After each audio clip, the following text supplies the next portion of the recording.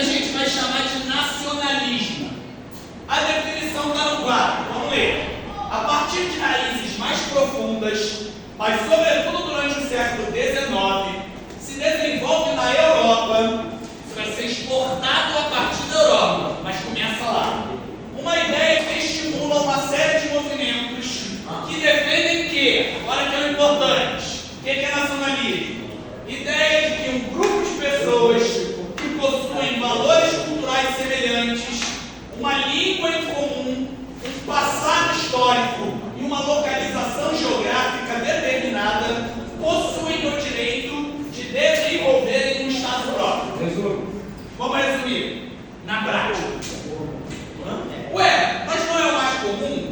A gente está acostumado a ver esse mundo onde já existe a ideia de nação. A ideia de nação ela é uma construção.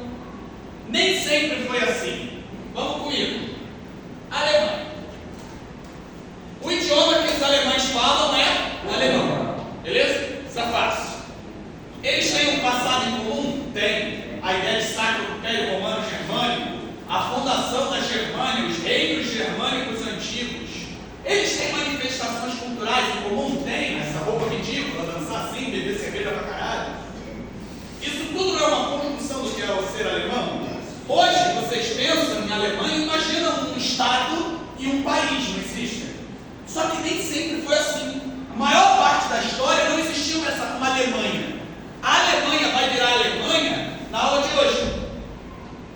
Aí você pensa assim, então antigamente essas nações não eram nações. Não! Isso existe até hoje. Se a gente for, por exemplo, para um pedaço da Espanha, que faz fronteira e pega um pedaço da França, você tem um lugar chamado País Basco. O País Basco fala um idioma que é o Vascone ou Vasco, que é pré-romano. O idioma que eles falam é pré-latino. Eles têm um idioma próprio, eles têm valores culturais próprios, eles têm uma cultura própria, um passado, e eles não são um país. Por quê? Porque a Espanha não deixa. Porque a Espanha impõe sobre eles um determinado controle. Mais pra frente a gente vai ver no fascismo franquista como é que vai funcionar.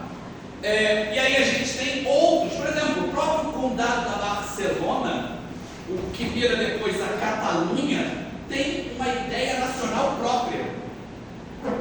Existe um time de futebol chamado Atlético de Bilbao, você já ouviu falar? O Atlético de Bilbao fica no País Basco. O Atlético de Bilbao não permite que ninguém jogue nele sem ser basco. É basco? Não, é basco. O Atlético de Bilbao é na Catalunha, que aí não deixa nem catalão, eu falei besteira. Mas é isso.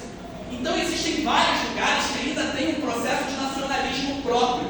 O que é ser daquele país? E aí, vamos lá. Eu não falei para vocês que então, o que constitui uma nação? Valores culturais semelhantes, uma língua em comum, um passado histórico. Século XIX vai ser um período de ouro para a história, para os historiadores. Por quê? Porque os historiadores vão estar pesquisando para construir esse passado e estimular esse projeto nacional. Isso é meio que construído, em certo sentido. A ideia de que é ser Brasil, a ideia do que é ser Estados Unidos, a ideia do que é ser México. O próprio nome México faz referência aos mexicas, que era um povo de cultura andina, de cultura maia, que vivia naquele local, que depois vai dar origem aos astecas.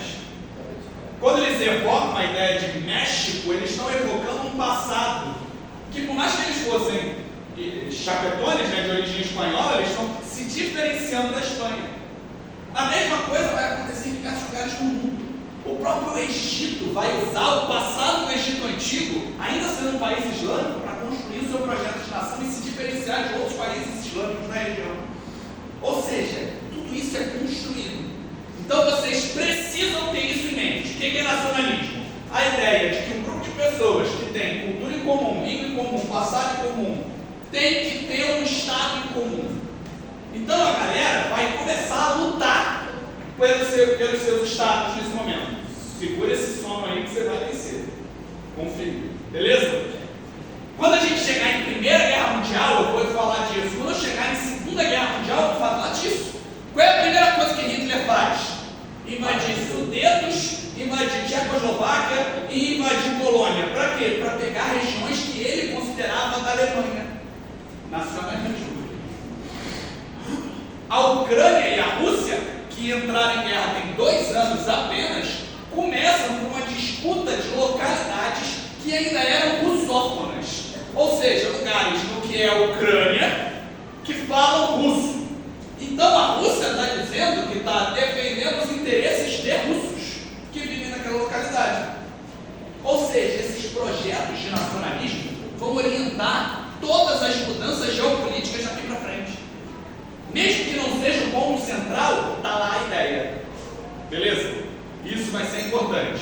Todo mundo pegou bem? Eu vou repetir várias vezes o que é nacionalismo, mas a gente começa assim, e aí a gente vai e recupera um pouquinho do que foi, que a gente ficou em Brasil há algum tempo agora. A gente vai voltar para a Europa. Na Europa, então, a gente tem a Revolução Francesa, período napoleônico. Napoleão invade vários países. Qual é a grande importância do período napoleônico? Ele leva aqueles ideais da Revolução Francesa, questionando o antigo regime para vários lugares da Europa. Quando Napoleão cai, eles criam o Congresso de Viena, e o Congresso de Viena cria um negócio chamado Santa Aliança, que fala assim: olha, se tiver revolução eu vou intervir. Beleza? Que é para tentar proteger os interesses. Peraí, os interesses franceses não, os interesses das famílias reais, que queriam se manter no poder. Fala. Sim, isso, mantido por nobres. Então vamos lá. Aí agora a gente vai entender o conceito de ondas revolucionárias. Me acompanhe nessa onda. A onda é algo que vem, que bate, e depois sai. Certo? A gente chama de ondas revolucionárias uma série de revoluções que vão acontecer na Europa, com uma ideia de questionamento desse antigo regime, com uma ideia de herança, tá? Da Revolução Francesa, desse período napoleônico, com uma ideia de nacionalismo em alguns casos. Mas a revolução vai acontecer, vai ser sostenida e vai passar. São 3 ondas revolucionárias. Onda que bate e vai. Então a primeira vai acontecer em 1820, a segunda vai acontecer em 1830 e a terceira vai acontecer em 1848.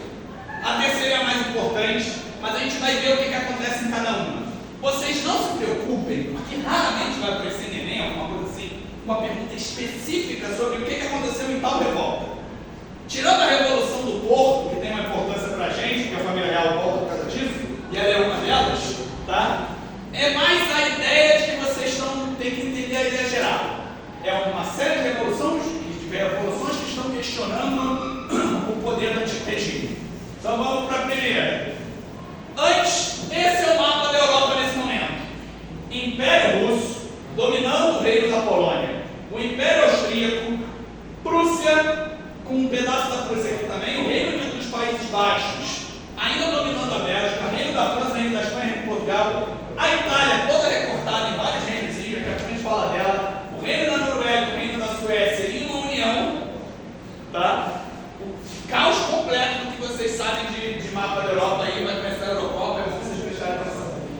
Suíça também aqui, aí você tem o Império Otomano dominando toda essa região aqui do que é Grécia, Sérvia, Montenegro, Croácia. Não, a Croácia está dentro do Império Austríaco. Beleza?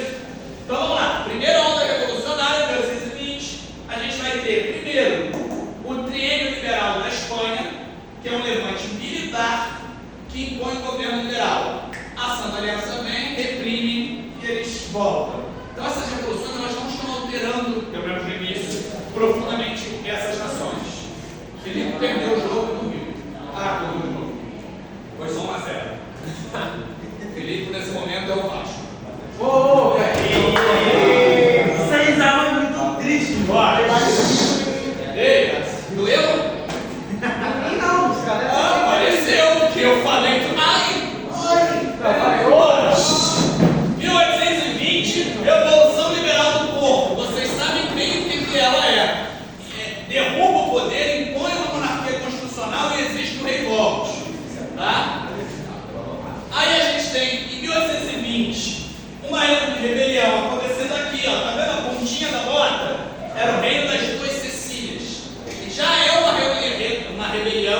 tá? Uma revolução de cunho nacionalista, visando a unificação do que vai ser a Itália. Depois a gente tem a Guerra de Independência na Grécia, que a Grécia consegue se tornar independente em relação ao Império Otomano. Já ouviu falar de Império Otomano? O Império Otomano não é o nosso império, ele é de otomano. Não, vamos lá.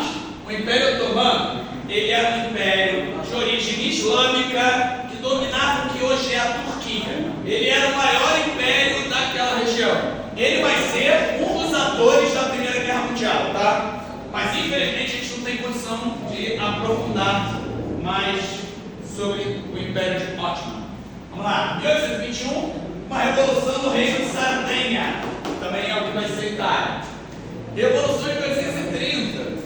Eu vou mandar esses slides para vocês, tá? Não se preocupe. Tem que decorar isso. Não. Mas é o que eu falei no início, Luiz. Saber que a onda vem, bate e volta. Ó, onda revolucionária. Por isso que eu botei o GIF da onda. Tá? A onda vem, bate e volta. Uma revolução de julho na França. Ela derruba a casa de Bourbon, que tinha sido colocada no lugar depois de Napoleão. E aí você entra a Casa de Orleans, enquanto uma monarquia constitucional, vai durar pouco tempo. Aí você tem uma revolução na Bélgica, a Bélgica se torna independente do que hoje é os Países Baixos, tá? Geração de De Bruyne começa aí. Uma revolução da Itália em 1830, já pensando em independência, gostou do De Bruyne? Uma revolução na Polônia e uma revolução na Suíça. Opa! Estão entendendo o conceito? As ondas acontecem e retrocedem. Aí vem uma série de ondas mais fortes, que vão ser mais profundas, que a gente chama de Primavera dos Povos. Quando a gente fala de primavera, você imagina? Flores, o florescer, não é? Então, quando a gente fala de Primavera dos Povos, é a ideia de que está florescendo um povo, uma rebelião, uma nacionalidade, você está florescendo. A ideia de primavera vai ser reutilizada em várias revoluções. Há pouco tempo atrás a gente teve a Primavera Árabe. Não sei se vocês ouviram esse termo, mas ele foi martelado na mídia. Já está uns 3-0 o sono no Felipe. Eu acertei. Em 1848 você tem uma rebelião na França, derruba a Casa de Orleans e quem assume é o sobrinho do Napoleão, Napoleão III. Ele primeiro é eleito, depois ele derruba a eleição e vira imperador. Tá? Isso vai ser um pouco importante. Você tem rebeliões no Império Alemão, que a gente vai ver, nas terras alemãs, nos estados alemães, a gente já vai ver isso. Uma rebelião na Tchequia, vocês sabem onde é a Tchequia? Claro! Vocês são de pilantra. E uma rebelião no que hoje é a Hungria. Na época era parte do Império Austríaco, depois ele vira Áustria-Hungria. E uma rebelião na Itália em 1848. O que é uma revolução Pan-eslavista, beleza. Vamos no coloquial. Quando a pessoa fala, eu sou pan, pega tudo de todos. pega tudo de todas. Certo? Cá. Tudo de todas de um determinado grupo. Aí, as ideias de pan tem um outro termo. A gente tem jogos pan-americanos. Não tem? O que é pan-americano? É toda a América junto. Lembra que o pan é todos? Toda a América, pan-América. Então você vai ter uma ideia pan-Sérvia, uma ideia pan não sei o que, é de um movimento nacionalista de um determinado grupo. Então, por exemplo, o movimento pan-germânico vai estar tentando falar uma ideia de uma grande Alemanha para todos os hablantes de alemão, beleza? Todo mundo pegou até agora? Em 1849, forças contra-revolucionárias restauraram a ordem, mas a monarquia absolutista e os direitos feudais da aristocracia fundiária haviam sido tacitamente abandonados. A Europa que a gente vê hoje começa a ser formada na aula de hoje. Tá? Agora a gente vai para as unificações tardias. Quando eu estou falando de unificação, eu estou bem dentro dessa ideia de nacionalismo. tá? Ou seja, de um projeto nacional de que aquele grupo de pessoas tem que ter um Estado, tá? Um aparato estatal burocrático. E a gente vai começar pela Alemanha. O que vocês sabem de Alemanha? Vocês nem sabem de Hitler. 7-1. Se você não sabe, que usa? Vermelho e preto. Ah, tá, obrigado. 4 Copas do Flamengo. Eu lembro. Copas do Mundo. Quem ganhou 4 Copas do Mundo foi a Alemanha? Foi. 4? A Alemanha ganhou uma só. Ah, é, foi a. Quem ganhou outra foi a Alemanha Ocidental, que é a Alemanha capitalista após a Segunda Guerra. A história explica tudo. Vamos lá. Se buscarmos uma origem histórica em comum para a região central da Europa, encontraremos a formação do assim chamado Sacro Império Romano Germânico. Ele foi criado em 962 e ele era chamado de Primeiro Reino, em alemão, Reich. Vocês já ouviram esse termo? Vocês já ouviram esse termo, Reich? Vocês ouvem falar de Terceiro Reich, que é o alemão, que é o nazista. Quando você estuda nazismo, quando você vê filme de nazista, você vai falar que o cara quer montar o Terceiro Reich. Reich é reino, é império. Então, o primeiro império alemão foi o Império Alemão de Carlos Magno, em 962. Tá? A região se desenvolveu durante a Idade Média e Moderna em territórios que sofreram muitas alterações no decorrer do tempo e que influenciaram muitas dessas regiões em toda a Europa. O Império foi dissolvido após uma derrota militar imposta por Napoleão Bonaparte. Com a queda de Napoleão, a gente tem vários estados pequenininhos. Vamos pensar aqui. Esses estados eles eram independentes, eles falavam alemão, eles tinham um processo cultural muito semelhante, eles tinham uma cultura própria, eles tinham um estado, eles passaram a querer ter. Deixa eu fazer um intervalo só que a gente está no Espírito Santo. Todos vocês escutam falar de Pomerânia, pomeranos, não sei o quê. Essa galera toda, eles saem da Europa. A Pomerânia ficaria entre a fronteira, pelo menos que eu estudei, fica entre a fronteira da Alemanha e da Polônia. Então, quando eles vêm para cá, eles ainda tinham um idioma pomerano, eles ainda tinham uma prática cultural pomerana. E aí eles se envolvem aqui. Quando você tem uma cultura de outro lugar, você tende a tentar proteger ela, para não deixar ela ser envolvida do nada. Na Alemanha, foda-se! Não. Não, isso aí eu te amo, meu irmão. Na Alemanha, eles ignoraram, e aí a cultura pomerana lá acabou. Só existe aqui. Ou lá praticamente acabou, tá? Só para a gente poder fazer esse intervalo. Foi antes da unificação. Por isso que se fala em Pomerânia e não existe Pomerânia hoje. Vamos lá. Eles formam, a partir do Congresso de Viena, está vendo esse círculozinho vermelho? Repara que esse círculozinho vermelho, isso aqui é a Suíça, ele está cheio de estados diferentes, todo colorido, não dá nem para entender. Principalmente porque ele está em alemão. Isso daqui era o que era chamado de Confederação Germânica. Tá?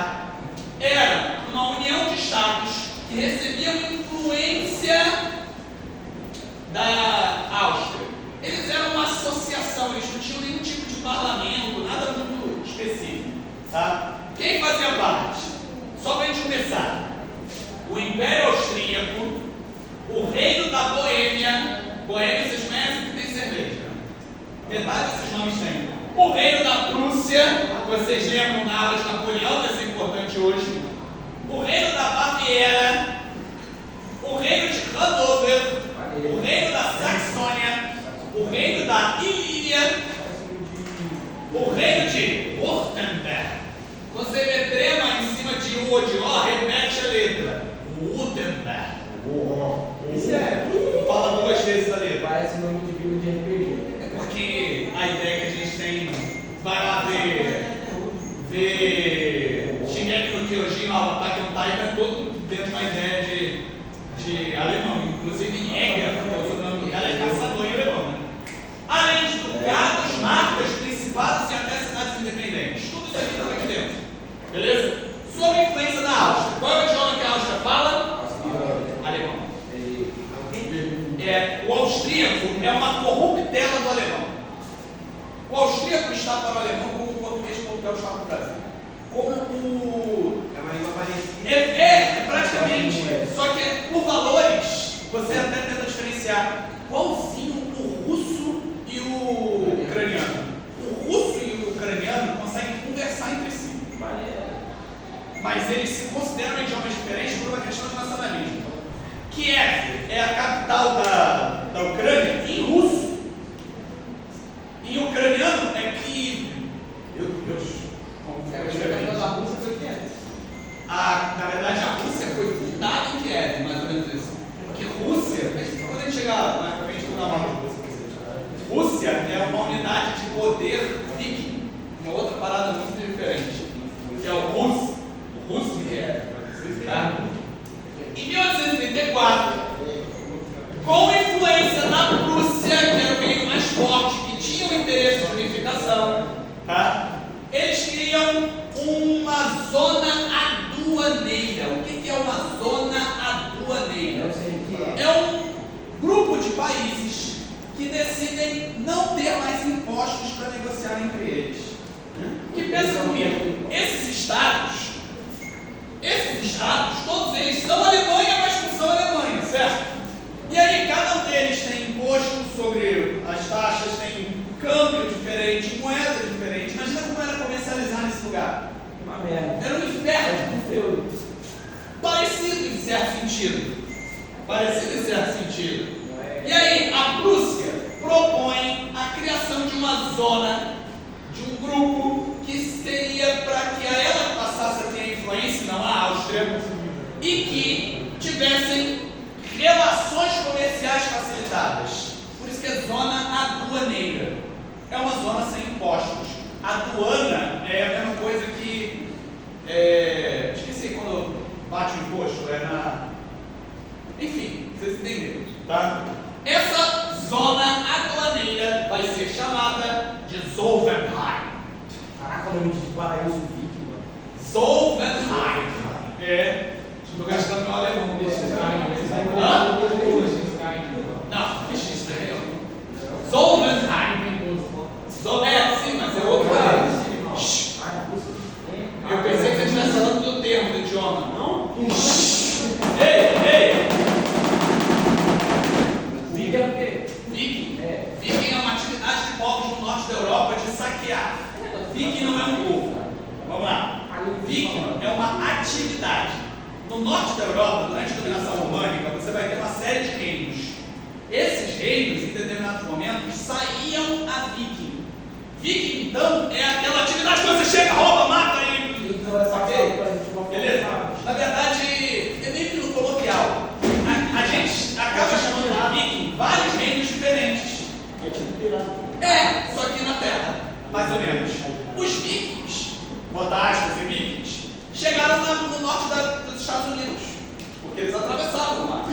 Então, aquela cultura descia também os rios, e é uma cultura viking, bota aspas, que funda uma cidade no que hoje é Kiev, que era o Rus de Kiev. Rus é essa...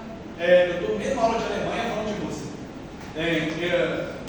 O Rus Kiev teria sido a primeira entidade de poder desse povo. Depois eles fundam o Rus de Novgorod, depois eles fundam o Rus da Moscóvia, que aí vai dar origem à Rússia. Na verdade, eles chamavam de a mãe de todas as Rússias. Porque Rus era as unidades de poder. Por isso que vira Rússia. Por isso que fala mãe russa. Mãe Rússia. Hã? Por isso que fala mãe. Porque é a mãe de todas as Rússias. Isso vai levar... Existem outras Rússias até hoje. Quer ver que não tem? Vocês já ouviram falar de Bielorrússia? É por isso que era um outro Rússia. Né? Tá vendo? Vamos lá. O Zollverein, então, vai ser um mecanismo de influência do reino da Prússia. Só que a galera que mais vai ser influenciada pelo Zollverein vai ser a galera norte. Em 1848, naquela rebelião da Primavera dos Povos, você começa a ter várias revoluções nesse local que vão estar clamando pela ideia de nacionalismo. Assim, em 1857, sobe ao trono Guilherme I. Agora vai ser importante. Guilherme I. Guilherme I nomeia como ministro-chefe dele um cara chamado Otto von Bismarck. Beleza? O Bismarck vai ser quem vai chefiar o processo de unificação. Ou seja, quem vai fazer a unificação da Alemanha não são pessoas populares gritando e cantando, vamos todos unir! Tem esse movimento. Só que ele vai ser liderado pelo Estado. Por isso você vai ver em questões de prova perguntando por que o processo alemão foi um processo de cima para baixo. Por quê? Porque é um Estado, que é a Prússia, que nomeia um cara para fazer esse processo. Vai ser o Bismarck que vai fazer esse processo no norte. Mas a Prússia tinha esse poder todo? A Prússia a Prússia rivalizava inicialmente com a Áustria, e aí depois ela começa um processo de militarização, que depois vai continuar e vai influenciar outros pensamentos políticos, outros pensamentos militaristas, inclusive da Alemanha, que vai gerar a Primeira Guerra, que vai gerar a Segunda. Eu hoje estava ouvindo um podcast vindo para cá, eu ouço muito podcast, uma parada que eu não sabia. Eu sabia que o exército brasileiro, quando ele se organiza, ele recebe influência alemã. O que eu não sabia é que até hoje a gente tem alistamento obrigatório, porque é uma influência alemã. Filha da puta! É uma influência alemã de uma mentalidade prussiana. Por quê? Porque eles estavam fazendo um processo de unificação, precisavam de muita gente. E vários lugares do mundo não tem isso de alistamento obrigatório, né? Vamos lá. Em 1857, assumiu o trono Guilherme I, que decide assumir o processo de unificação nomeando Otto von Bismarck seu ministro-chefe, responsável pela estratégia de unificação. Como o processo alemão foi realizado a partir do aparato estatal, às vezes encontramos referências ao mesmo como feito de cima para baixo. Agora vamos lá. Em 1866, dá-se início à guerra entre Áustria e Prússia, com a finalidade de retirar a influência austríaca das regiões consideradas alemãs. A Áustria fica isolada no conflito e a Prússia consegue anexar as regiões ao norte, como Hannover, Baviera, Württemberg, Baden e a cidade de Frankfurt. Então, o norte já está unificado ao reino da Prússia. Beleza? Só que o sul ainda vê com desconfiança a Prússia. E o sul tinha uma série de rivalidades com a França. Então o que o Bismarck faz para poder convencer o sul? Ele entra em guerra com a França. E aqui eu vou me referenciar na guerra franco-prussiana quando a gente chegar lá em Segunda Guerra. Quando a gente chegar lá em Primeira Guerra também. Vocês vão ver por quê. André, eu vou tomar teu celular, vê só para você. Se você mostrar mais uma vez para ele, eu te tomo o celular. Vamos lá. Em 1870, dá-se início à Guerra Franco-Prussiana, onde as forças de Bismarck enfrentam o exército francês Napoleão III. A vitória incontestável dos alemães marcou a queda de Napoleão III e do sistema monárquico da França. A França vira república nesse momento, que vai durar até hoje. Tá? Substituído definitivamente pela República. Os franceses, mesmo após a queda do imperador, seguiram seus esforços para conter os prussianos. Porém, eles foram derrotados. Gente, olha isso. A gente está falando da unificação da Alemanha. Guilherme I queria ser rei, não da Prússia. Ele queria ser imperador da Alemanha. Para isso, ele entra em guerra contra a França. Ele derrota a França. E sabe onde ele é coroado, rei dos alemães? Na França, no Palácio de Versalhes. Não é só isso, não é para humilhar o adversário. É tipo assim, eu vou me coroar no teu castelo. É tipo pisar na cabeça, chutar o cachorro morto. E aqui vem o mais importante. a França, ele pega essa regiãozinha aqui, ó, que eu vou pintar. E aí vocês vão ouvir eu falar esse nome diversas vezes até o final da Segunda Guerra Mundial. Esse lugar se chama Alsácia-Lorena. A Alsácia-Lorena é a maior produtora de carvão do continente europeu. Beleza? Guardou essa ideia? Carvão mineral. Para você fazer o quê? Revolução Industrial. Então, a Alsácia-Lorena era francesa, a Alemanha venceu a Prússia, vence a guerra franco-prussiana, vira a Alemanha resgatando a Alsácia-Lorena. No final da Primeira Guerra Mundial, a Alsácia-Lorena volta para a França. Durante a Segunda Guerra Mundial, Hitler toma a Alsácia-Lorena de volta. A Alsácia-Lorena volta para a França depois da Segunda Guerra Mundial. A Alsácia-Lorena é a peça-chave da guerra entre França e Alemanha sempre. Mas, Gustavo, vocês ligaram tanto por esse território em si, nem tinha ido Ali na Alsácia-Lorena, carvão mineral. E aí a gente vai ver a Segunda Revolução ainda na aula de hoje. Unificação italiana! Mas que? Agora eu vou consultar. Se eu falar uma filha consultar aquele negócio, vocês acham que eu estava brigando com vocês. Vamos lá. Qual é? Eu não falei. O que é nacionalismo? Um idioma, uma cultura histórica de maneiras de cultura, uma história e uma cultura, não é? A Itália tem uma história em comum? Porra. Roma, né? Roma, né? Império Romano. É a Península Itálica, no mínimo. Já na Roma monárquica, eles tomam toda a Península Itálica. Beleza? Eles têm um idioma em comum? Tem. O italiano. O idioma que seria, bota aspas, mais próximo do latim, talvez. E como é que era a Itália nessa época? O sul, tá vendo toda essa parte aqui? Esse aqui é o reino das duas Cecílias. Uma Cecília e duas Cecílias, beleza? Cecília o que é? Cecília é o nome um termo. Tanto que quando você fala máfia, você está falando da máfia siciliana, aquela vem dali daquela região.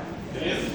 E por sinal, a máfia é que os imigrantes italianos vão acontecer nesse período, no mundo todo, inclusive nos Estados Unidos, para gerar a máfia. Tá? Então aqui, ó. Reino das duas Cecílias. Em azul, cá em cima. Reino de Sardenha e Piemonte. Na verdade é o contrário, né? Sardenha e Piemonte. Reino de Sardenha e Piemonte. Beleza? Em azul, tá? Você vai ter os estados pontifícios. O que isso quer dizer? Uma série de territórios, incluindo Roma, sob o domínio do Papa. Quando eu falo sobre o domínio do Papa, o Papa tinha tropa, o Papa matava. A igreja tem poder daquele território todo, tá? O 6-1 aconteceu ali, foi. Acabou o jogo. Acabou o jogo. Essa região amarela aqui é Firenze, tá? Aí aqui a gente tem Parma e aqui é a... Deixa eu ver se aqui eu consigo ler. Pontremoli, sei lá o que é isso. Aqui em cima a gente tem o Lombardo e Veneto. Veneto, te lembra que palavra? Beleza. É aquela região de Lombardo e Veneto que está sob controle da Áustria. Tá? Então a unificação italiana, ela vai ter uma característica próxima da unificação alemã, mas ela também vai ter uma diferença. A unificação italiana vai ser feita por um grupo aqui em cima e vai ser feita por um grupo aqui embaixo. Aí esse grupo vai se encontrar, beleza? No norte, quem vai liderar vai ser o reino de Sardenha e Piemonte. Tá? Eu tenho o nome dele aqui em algum lugar.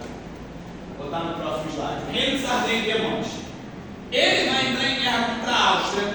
Ele vai unificar essa parte ao norte. Entendeu, Luiz? A parte ao sul vai ser feita de maneira mais popular. Vamos lá. A origem histórica da região remonta ao Império Romano e seu controle de toda a Península Itálica ainda durante o período republicano. Após a queda de Roma, a região se tornou palco de disputas entre diferentes reinos germânicos, se consolidou como centro da cristandade e muitas de suas cidades se tornaram tornaram proeminentes na história durante o auge do mercantilismo. O caso de Veneza e de Gênova. Napoleão havia criado diversos reinos da península. Após o Congresso de Viena, a região da Áustria tinha influência direta sobre a Lombardia, o Veneto e a Istria, e indireto sobre Piemonte, Saboia e Gênova, que eram comandados por duques austríacos. Além disso, uma grande região central encontrava-se sob comando direto do Papa, sendo denominados Estados Pontifícios. Quem estava dando suporte para o Papa? Perdemos a Brunelli também. Perdemos outro, perdemos a quem estava dando suporte para o Papa nessa época era a França. A França deixava tropas aqui, tá? Com a disseminação do nacionalismo romântico, de ideias liberais influenciadas pelas ondas revolucionárias, inicia um processo que na Itália é conhecido como Risorgimento ou Ressurgimento. Beleza? Deixa eu apagar aqui. Primeiro Reich, você já sabe o que é. O segundo Reich é o Reich de Bismarck. É o Império Alemão. O terceiro vai ser de o processo da Itália se distingue por ter características diferentes no norte e no sul. No norte, apesar de haver um clamor popular que impulsionou as revoltas de 1948, o processo foi liderado pelo reino de Sardenha e Piemonte. Vítor Emanuel II, rei constitucional da região, nomeia chefe de gabinete o Conde de Cavour, que através de intensa diplomacia consegue apoio francês para a guerra de unificação contra a Áustria. Gente, a Áustria tinha um baita exército nessa época. Como é que a Itália e a Prússia conseguem vencer o Império Austríaco? Não, é só lutar ao mesmo tempo. Os italianos estavam lutando contra os austríacos na mesma época que os prussianos estavam lutando contra os austríacos. O que acaba acontecendo? Ele não consegue lutar com nenhum dos dois em pé. Né? Beleza. Então, o norte foi feito assim. Entre 1848 e 1886 e 66, os exércitos do reino de Sardenha e do Império Austríaco combateram 3 guerras que, com êxitos alternados, levaram à libertação da maior parte do norte da Península Itálica do domínio austríaco. Então, a gente tem aqui, em laranja, Sardenha, em 1860, depois da anexação da Lombardia, do Grão Ducado da Toscana, dos Ducados Emilianos e da Romagna Pontifícia. E no sul? Não, ignora isso. Ignora. Não pensa em nacionalidade nesse momento, não. Ele só nasceu lá. Ele é todo criado na Itália, na Alemanha. Inclusive, vai ter a ideia de anexar a Áustria depois. Tá? Não entra nessa agora, não. Tá? Ao sul, quem vai liderar vai ser um movimento popular, liderado por um homem chamado Garibaldi. Vocês não viram o nome desse cara? Esse cara, chamado Giuseppe Garibaldi, ele no sul, no reino das duas Sicílias, vai liderar uma tropa popular chamada Exército dos 1000 Camisas Vermelhas. A galera, então, é um outro tipo de proposta mais popular, e ele vai fazer a unificação do sul. Giuseppe Garibaldi tinha claras tendências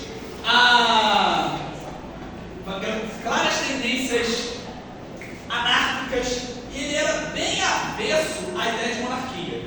Tá? Porém, com uma ideia de a unificação vem primeiro, depois que ele unifica o sul, o que ele faz? Ele entrega para o norte.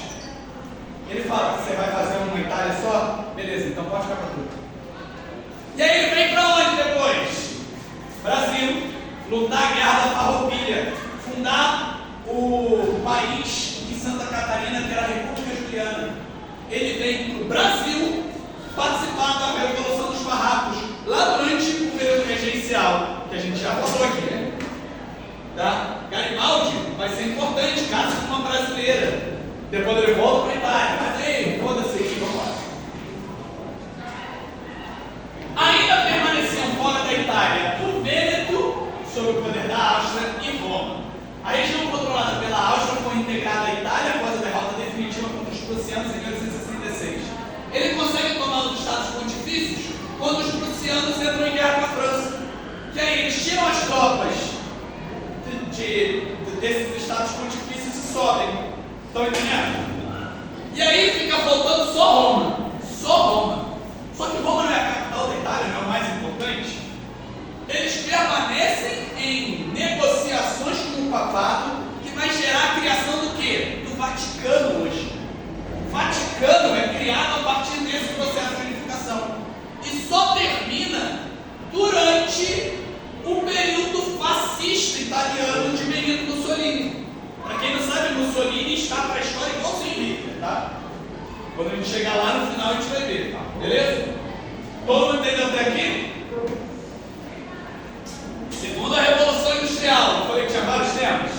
A gente viu a primeira revolução, vocês lembram alguma coisa dela? Não. Primeira Revolução Industrial aconteceu apenas na Inglaterra, ela aconteceu apenas na indústria têxtil e ela aconteceu apenas com máquinas a vapor.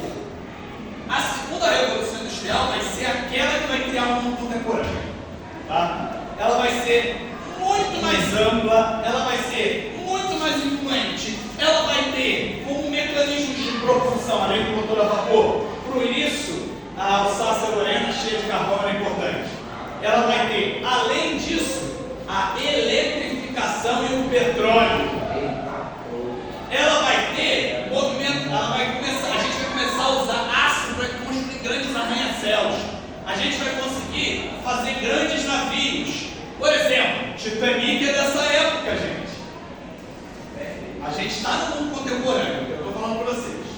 O que chamamos de primeira revolução industrial ocorreu de forma limitada apenas na Inglaterra, envolvendo especialmente a indústria têxtil e fazendo uso de tecnologia a vapor. A partir de 1850, a industrialização tem um novo salto, ao qual denominamos Segunda Revolução Industrial, que dessa vez ocorrerá em diversos países da Europa, além dos Estados Unidos e em menor proporção no Japão, em setores industriais diversos e fazendo uso de novas tecnologias e combustíveis. Transportes. A gente vai ter linha férrea sendo muito impulsionada e a gente vai ter navios de aço sendo propulsão a caldeira. Como é que navio tinha propulsão até agora? Caravela é vento.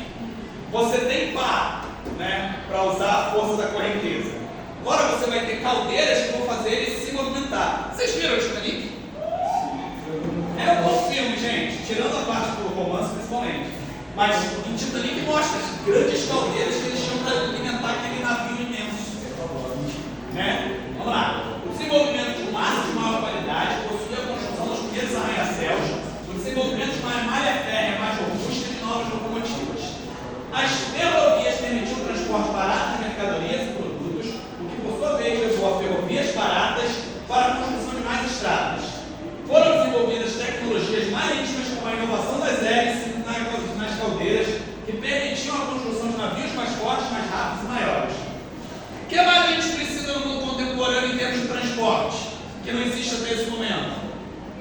Transporte. Transporte? Que não existe o quê? Carro. Vamos inventar o carro aqui? Os primeiros carros vão se aproveitar da ideia primeiro de pneu. Pneu é feito de borracha. Quem inventa o processo de vulcanização para poder fazer a borracha ficar dura é um cara chamado Charles Goodyear. Goodyear é marca de carro, marca de pneu até hoje. É a marca que inventou o carro. Muito bizarro isso. Os caras estão vivos nessa época, tá? E aí, você tem a ideia de motores de explosão. Você pega a gasolina, o produto do petróleo, já vou inserir ele no próximo slide. Aqui ela vaporiza sobre essa câmara. A vela faz uma pequena faísca que explode. Quando ela explode, ela empurra esse pistão para baixo. O pistão volta, entra a gasolina, explode, volta, entra a gasolina, explode, volta, entra a gasolina, explode. E dessa maneira você tem força para poder fazer as rodas girarem. A gente começa a ter os primeiros carros nessa época, mas eles eram caríssimos. Eles não eram nem vistos como algo revolucionário. Até Henry Ford. Dos carros Ford. O Ford carro é da indústria Ford, que era desse cara originalmente. Hoje provavelmente ele seria ruim. O Henry Ford cria o modelo T. Para fazer o modelo T, ele inventa a linha de montagem. Como é que funcionava a linha de montagem? Você tem uma esteira, aí aqui na esteira estou eu trabalhando, depois eu trabalho. Vem trabalhar também, vamos lá. Não, só 3, tá bom. Só 3, beleza? Aí vem a esteira aqui, aí eu boto a roda, aí passa ele a parafusa, aí você tira a roda e bota ali. Passei, botei a roda, passou, a parafusou, passou, botei a roda, passou, a parafusou. E aí a gente fica fazendo isso o dia inteiro. No final do dia, a gente consegue montar muito mais carro do que se a gente estiver montando um carro por vez. É a linha de montagem. Pode ser lá muito legal, passar os palmas para aí. A linha de montagem gera algo que vocês devem ter aprendido em geografia como Fordismo. Fordismo é essa ideia criada por Ford que permite um barateamento desse carro e ele pode ser utilizado. O Ford tinha como filosofia a ideia de que o próprio funcionário dele tinha que comprar o carro. Lembra que o consumo é a base. Hã? Bora! Petróleo! Gente! Petróleo! Da seguinte indústria do petróleo, utilizando como combustível e transformando em querosene, muito mais eficiente e menos dispendiosa do que óleos vegetais para iluminação. Até esse momento, a iluminação pública é feita com óleo de baleia. Você caçava a baleia, tirava o espermacete dele, é esse o nome, é feio, mas é isso. E aí você iluminava as lamparinas do mundo. Agora você tem querosene, você tem petróleo para fazer a gasolina, para poder fazer o carro girar. Quantas coisas usam derivados de petróleo até hoje? Vocês estão sentados em derivados de petróleo aqui de plástico, nessas cadeiras. Bobo! Vou acordar vocês já já. Eletrificação. A eletricidade, ela é descoberta, né? Ela é uma energia que já existe. Agora, a forma com que ela vai começar a ser gerada é descoberta por Thomas Edison e depois avançada por Nikola Tesla. Até hoje o nome do carro lá, Tesla, do escroto do cara do Twitter lá, é por causa disso. Só que o Nikola Tesla e o Thomas Edison, eles entram num conflito para descobrir qual modelo de eletrificação é mais eficiente, a corrente alternada ou a corrente contínua. E aí eles começam a disputar agressivamente o mercado e quem vai gerar a eletrificação. Embora o Edison tenha sido o primeiro, o grande e até mais velho que o Tesla, é o modelo de Tesla que continua. Só que durante isso eles começam a fazer várias coisas, como por exemplo, inventar a cadeira elétrica. Isso é um cavalo? Vamos deixar em alguma coisa maior? A sua. Curta-metragem de 1903, bora? Se rodar, né? Vai ter morte? Vai.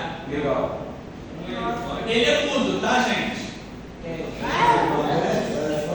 Não, caralho! O elefante. O elefante fala! Mas ele fala!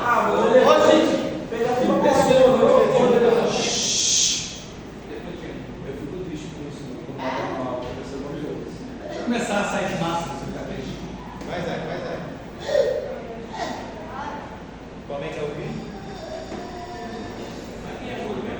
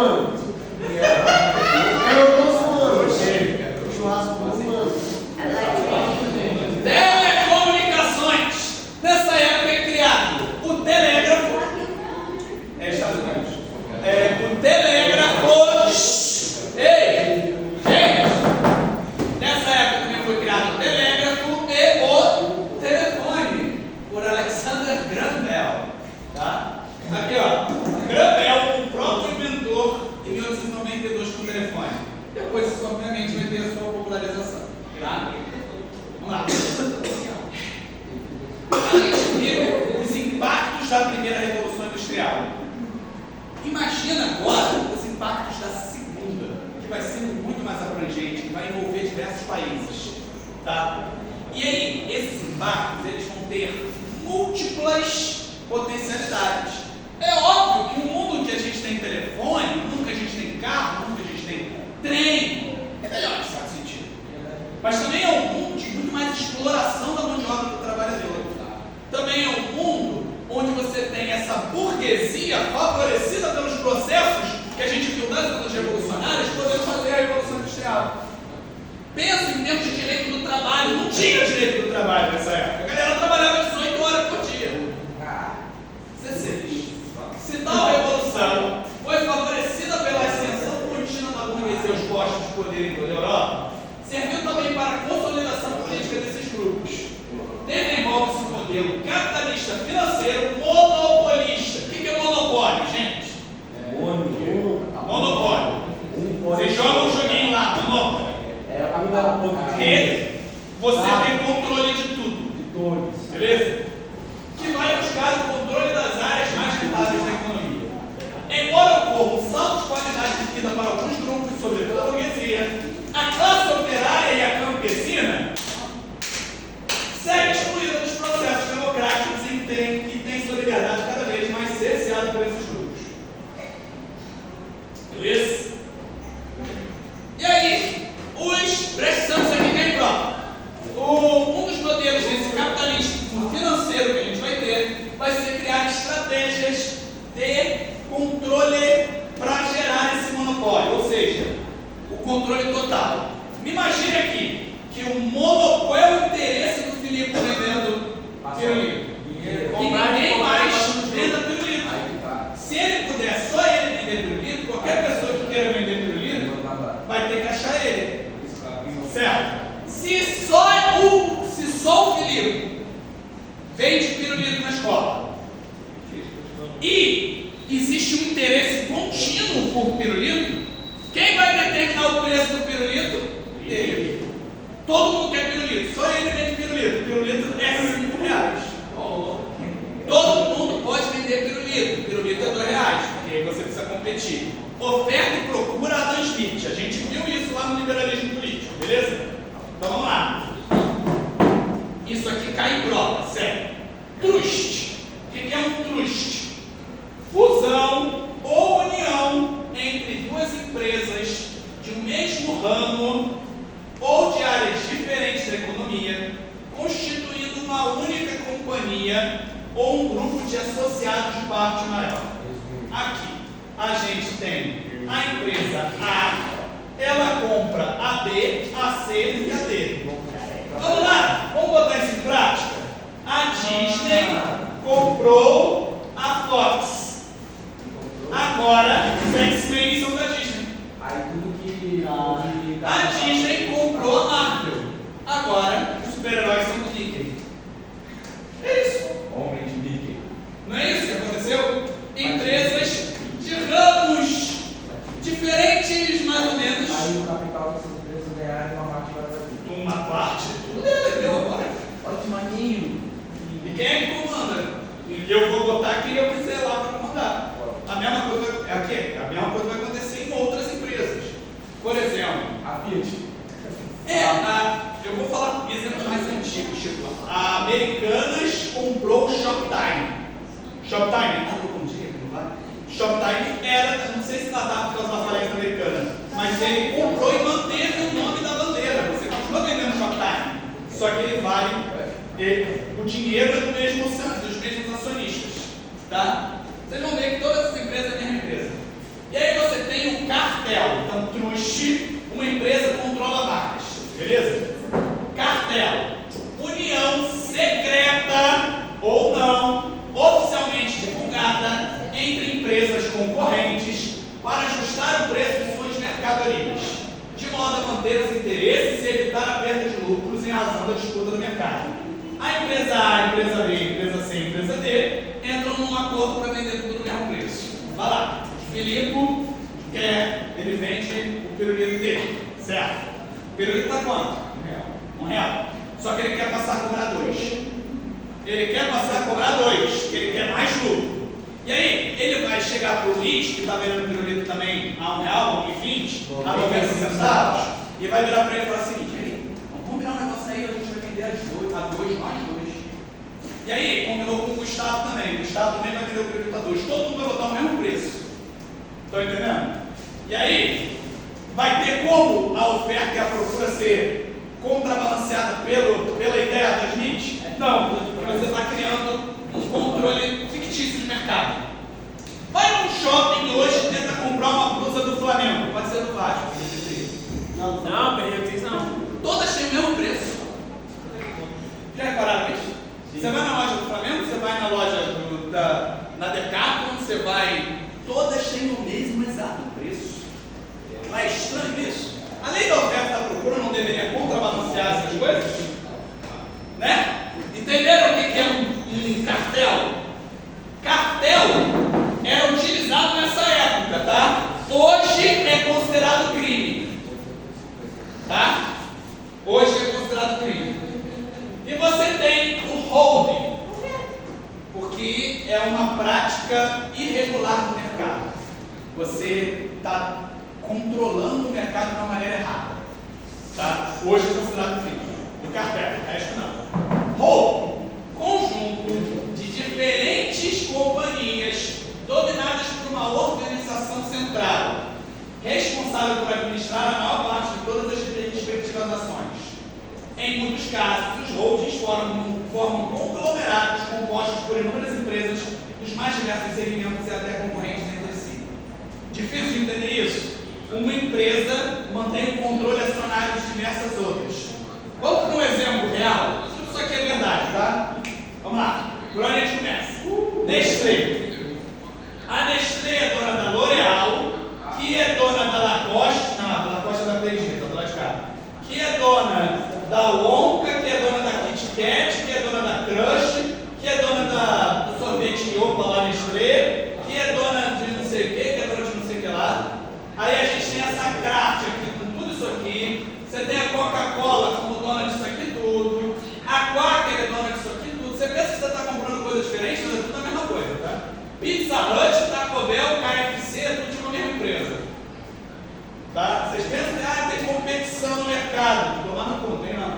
A Unilever é dona da Kimball, é dona da Dove, é dona da Axe, é dona da Becel, manteiga, tudo da mesma empresa, tudo do mesmo dono. Isso são holdings. No mundo todo tem isso. A Johnson & Johnson é dona da Victor. E às vezes você tem os produtos concorrendo dentro dela mesma. Tá?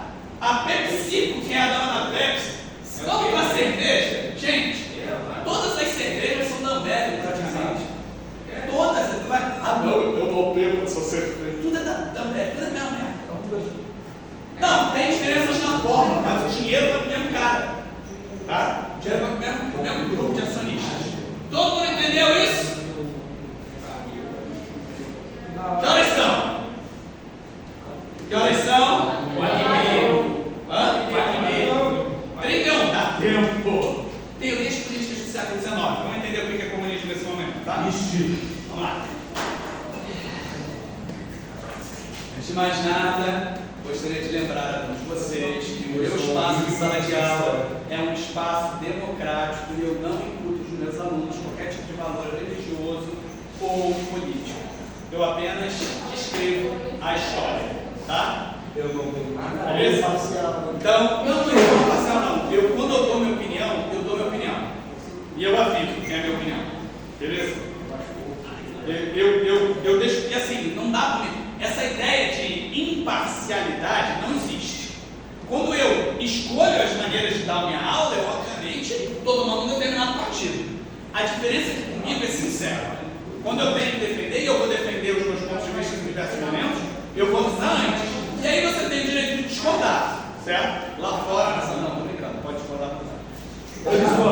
Eu? Pode? Lá. Revolução Industrial. Pensa na galera que trabalhava, todo mundo tomando culpa caralho.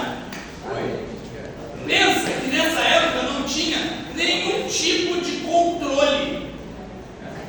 Beleza? Vamos lá. É possível. fabril e considerável expansão teve uma consequência de um aumento no número de operários. Lembre que nessa época não existiam seguridades trabalhistas que hoje protegem minimamente os trabalhadores. Estava lá um sujeito, Luiz Inácio, trabalhando na firma, perdeu o dedo. O que acontece com ele nessa época aqui? Não, já era. Está demitido. Vai morrer na roda da amargura, vai, sei lá, fazer alguma outra coisa. Tá? Não tem seguridade. Férias, gente. Férias. Férias não tem em países hoje. Estados Unidos não tem férias. Não, isso aqui não. Tem muito país que tem, tá? Vamos lá. Eu tenho um vídeo sobre isso. Havia um ambiente, então, extremamente degradante para esses trabalhadores. Presta atenção que agora é o mundo dela. Logo, alguns intelectuais começaram a refletir sobre essa questão e propor alterações que visavam sua mudança. Então, essas teorias que a gente vai estar falando, ela é pensada por intelectuais, mas elas vêm de uma necessidade real da fábrica. Beleza?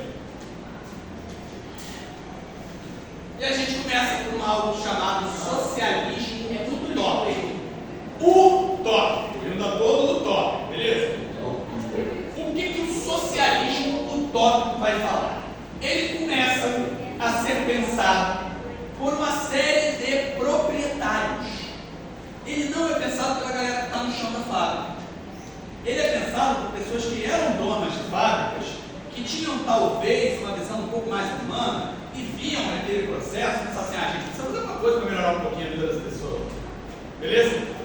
Alguns desses pensadores eram empresários que acreditavam que para ser sustentável, o capitalismo precisava assumir responsabilidades para não prejudicarem em demasia a classe operária. Os primeiros a fazer propostas semelhantes foram o Conde de Saint-Simon e o francês Charles Fourier. Mas o mais célebre desses proponentes foi Robert Owen, esse moço aqui. Em sua empresa, Owen preocupava-se com a qualidade de vida dos seus empregados. Olha como ele é bonzinho. Reduziu a jornada de trabalho para 10 horas e meia. Aqui você não vai trabalhar 12 horas por dia, você vai trabalhar 10 horas e meia. Fofo, fofo, né? Construiu casas para a família dos operários, jardim de infância para os filhos dos funcionários, para botar o filho lá e vir trabalhar para mim. Ele abria lojas para vender coisa mais barata, preço mais próximo do custo para os seus funcionários. O homem não é um cara escroto, não. Encosta essa parte na minha visão. Ele não é um cara escroto, não. E aí, ele e outras pessoas, por ter um pensamento mais social, vamos chamar isso de socialismo. Beleza? Socialismo, pensamento um pouco mais na parte social das pessoas. Beleza? Ele não vai chamar de tópico, não. A gente que vai chamar de tópico depois, tá? Os diversos teóricos do socialismo utópico têm ideias diferentes e propõem soluções diversas. Mas é possível reconhecer traços comuns. Eles tentam reformar a sociedade através da boa vontade da participação de todos. Todas as tentativas não vão além de uma tendência fortemente filantrópica e paternalista. Melhoria de alojamentos e higiene, construção de escolas, aumento de salário, redução de horas de trabalho. Maneiro, não é? Mas está propondo mudança real na vida da pessoa? Não. Está entendendo isso? Ele está propondo reforma, não mudança. Ele não está propondo inversão de jogo. Beleza? Vai ser importante isso já já. Essas primeiras propostas foram duramente criticadas. Vamos entender isso. Primeiro, por partirem de uma benevolência burguesa. Tão bonzinho ele, vai trabalhar 10 horas e meia por dia na minha fábrica agora. E aí, vamos lá, tu acha que todo capitalista vai ter esse tipo de pensamento? Eu falei, o Charles é um cara bacana, ele é o menos pior, tá entendendo? Mas não é uma mudança real. Segundo, o seu caráter pouco prático e abrangente, a galera não vai fazer. Esses críticos que propuseram o chamado socialismo científico, que é o próximo que a gente vai ver, chamaram os pensadores do século XIX de utopos. Pausa. Existe um livro chamado Utopia.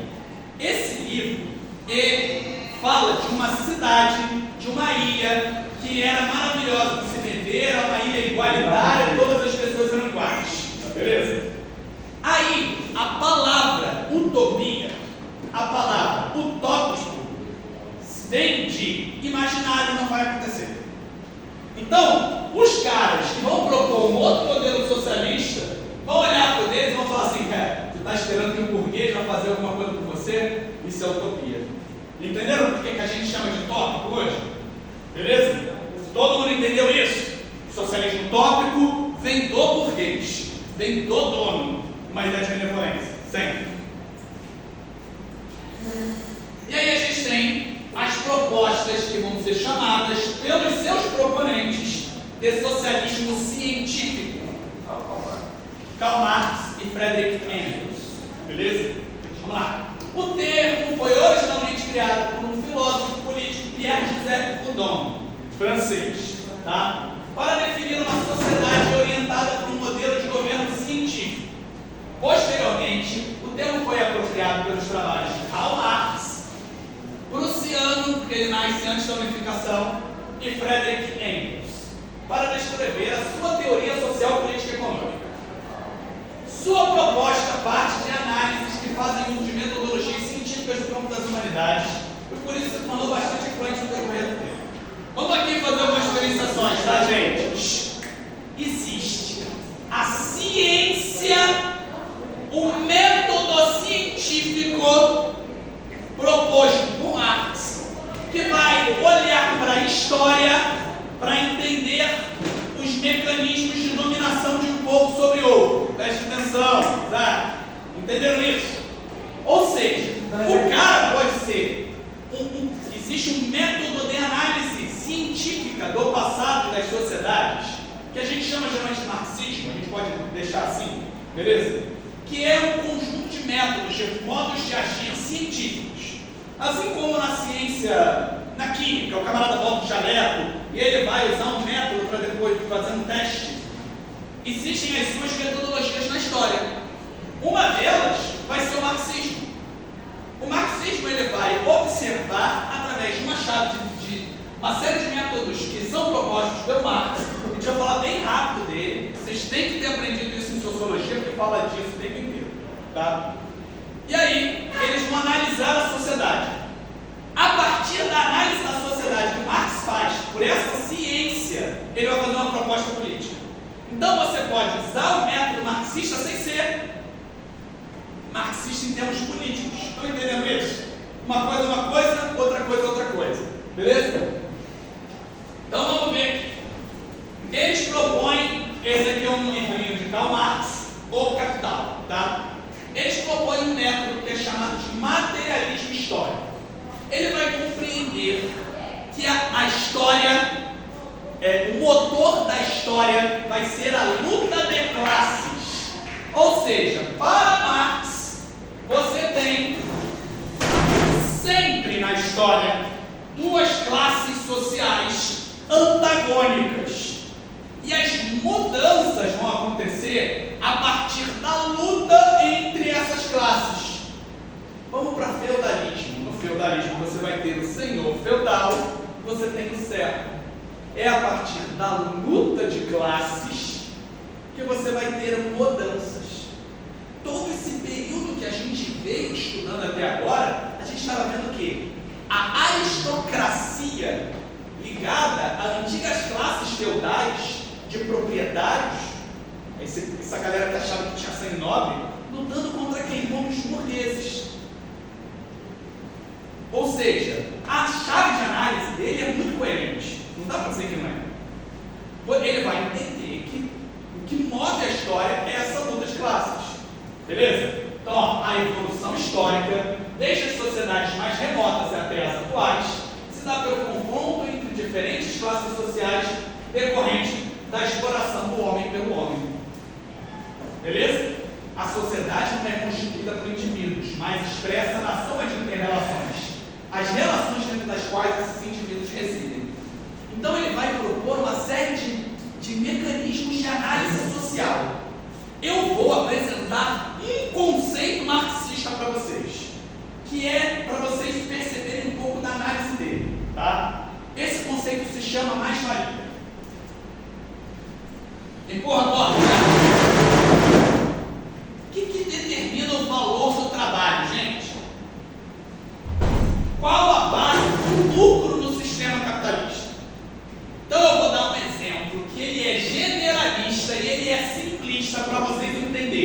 tá? Mas ele é irrecusável, porque ele é matemática, beleza? Então todo mundo que gosta de matemática e não gosta de história, é o momento de acordar e prestar atenção. Vamos lá. Eu apresento para vocês o nosso querido Salarino. Esse é o Salarino. E o Salarino é um operário. O Salarino trabalha na empresa do Burgonaldo. O Burgonaldo tem uma empresa de fabricação e venda de mesas. O Salarino, gente, fazer mesa precisa de muito estudo? Então, o cara que faz mesa ele é salário mínimo, posso dizer isso? O Salarino ganha um salário mínimo, hoje, 2024, R$ 1.640. Beleza? R$ 1.640 por mês. Você vai perder os exemplos? Bora. Salarino faz uma mesa por dia. Cada mesa é vendida por R$500. Tá difícil até agora? Não. Se no mês Salarino trabalhou 25 dias, ele fez 25 mesas. Cada mesa foi vendida por R$500.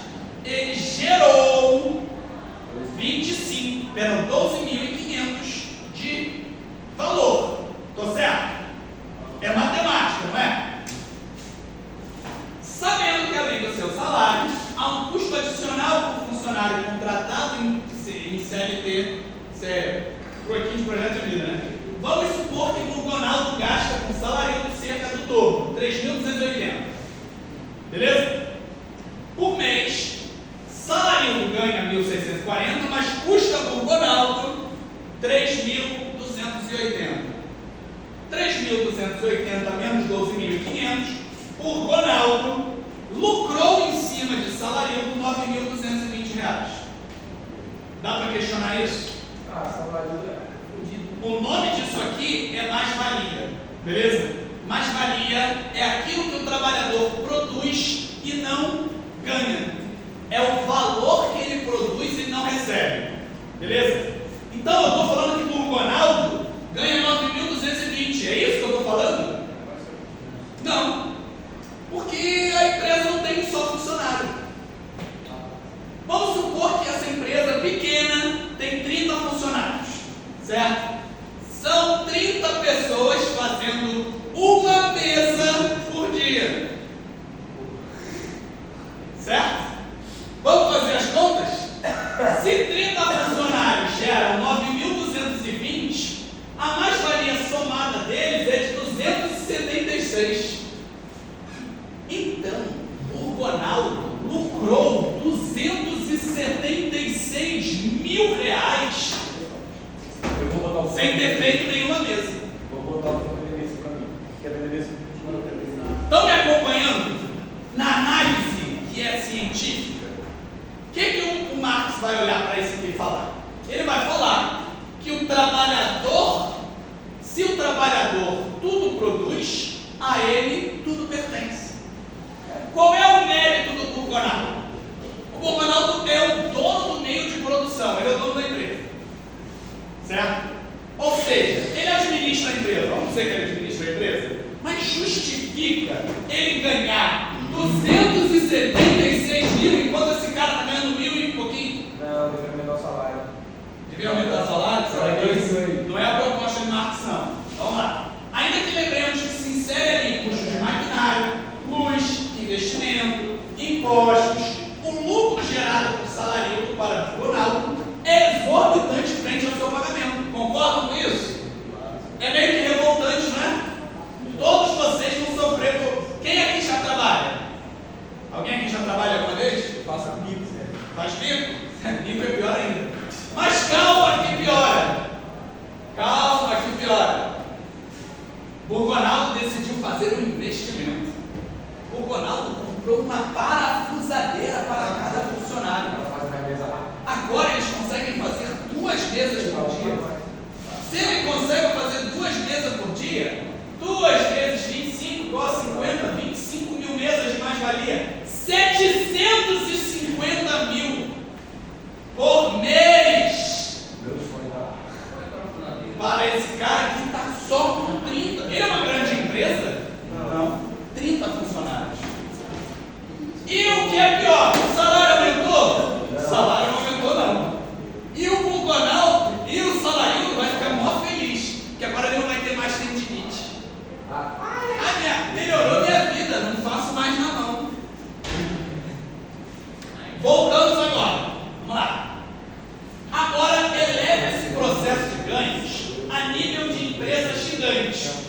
percebemos a disparidade entre o lucro gerado pelos trabalhadores para os burgueses, que são os donos desses meios de produção.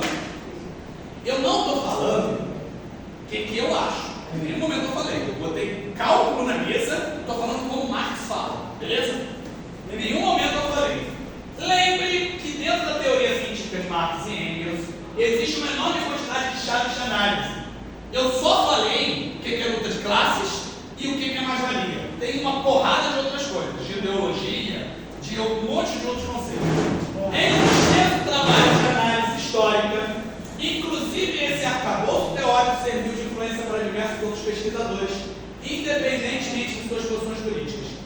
Falando aqui agora pessoalmente, eu enquanto pesquisador, e eu sou historiador, estou lá no doutorado, eu não uso a base marxista de análise. Eu sou pós-moderno, não sou marxista. Mas eu leio muitos marxistas porque eles são muito influentes. E a produção de análise é muito profícua, é muito boa, é muito qualitativa. E o cara que está analisando por um ponto de vista marxista, ele não precisa ser necessariamente comunista. E note, eu falei em comunismo até agora? Não, vamos falar já já.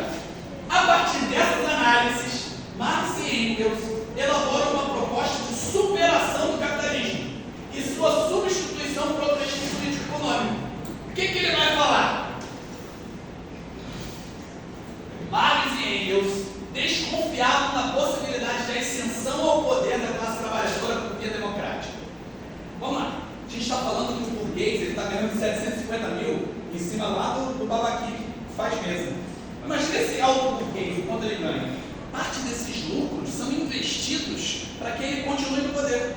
Como? Fazendo uma série de propagandas, investindo em grupos políticos que vão beneficiar ele próprio. Pensa na democracia, eu acho lindo, eu adoro, eu quero que continue tendo, tá? Mas eu estou olhando do ponto de vista dele nesse momento. Quais são as chances de um candidato que está querendo mudar esse sistema ganhar as eleições? Muito pequenas, concordam com ele? Concordam com ele, na verdade? Mudar o sistema que diz você vai ver o propósito de Deus mudar. Na verdade quando eu chegar no final você vai entender, mas na verdade é mudar todo o sistema literalmente. É acabar com o capitalismo. Gente, existe uma teoria que diz que é mais fácil você acreditar no fim do mundo do que no fim do capitalismo. A gente... É muita coisa. Exato. Certo? Então, ele achava que por via democrática não ia conseguir. E ele dizia que ele precisava fazer o que então? Porrada. Revolução. Conquistar pelas armas. É a proposta deles. Marx e Engels desconfiavam da possibilidade de ascensão ao poder da classe trabalhadora por via democrática. Uma vez que a classe burguesa investiria pesadamente para evitar que seu poder estivesse ameaçado. Só para vocês terem ideia, esses caras estão escrevendo no final do século XIX. Você sabe quantas vezes real, socialismo de verdade ganhou as eleições? Uma no Chile, e pouquíssimo tempo depois teve um golpe e instituiu um dos regimes mais agressivos da história da humanidade. Por via antidemocrática também. Beleza? Então vamos lá. Uma vez só. Então, ele vai dizer, então uma proposição revolucionária a fim de superar as contradições do regime de exploração burguês. O final do manifesto comunista é trabalhadores do mundo, unidos. Ou seja, peguem arma que toma o poder. Assim, haveria um momento de ruptura onde os trabalhadores assumiriam o controle direto das fábricas e do poder político. Luiz, essa aqui é a resposta que tu me perguntou. O que eles vão fazer? Qual é a proposta? Toma o poder, tira eles do poder, tira a fábrica é tua, não é mais, agora é dos trabalhadores. A fábrica não é do Povo Ronaldo, a fábrica agora é de cada produtor de mesa. O Povo Ronaldo quer continuar? Você vai ser o administrador e vai ganhar o seu salário como administrador. Agora, tudo é de todos, tudo é do Estado que vai gerar, tudo é do trabalhador que vai gerar isso. Beleza? Então é uma superação completa que eles estão propondo. Inclusive a eliminação da burguesia enquanto classe. Quando eu falo eliminação da burguesia enquanto classe, vocês pensam nele matando o burguês, não pensa? Vou dizer que não vai acontecer? Não vou dizer que não vai acontecer. Mas a ideia é que o dono do meio, o burguês não é o dono do meio de produção. Se eu estou tirando o meio de produção dele, eu estou eliminando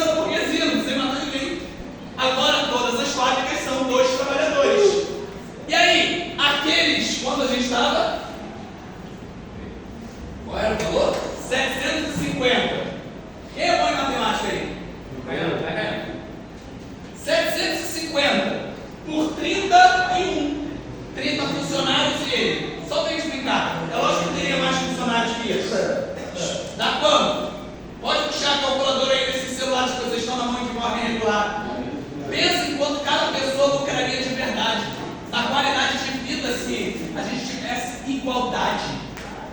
Estão entendendo tudo isso?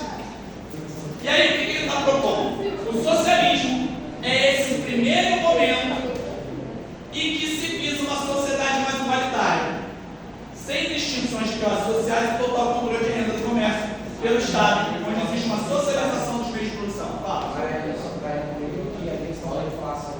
Inflação? É, que você tinha comentado sobre Quem vai comandar, quem vai determinar os preços, deixa de ser o mercado para ser o trabalhador. Não tem mais inflação. Aí eu vou explicar o que é comunismo, gente. A proposta tem duas etapas. Ele não acredita na democracia, então ele fala que tem que entrar pela força, certo? Esse momento de entrada pela força vai gerar a ditadura do proletariado.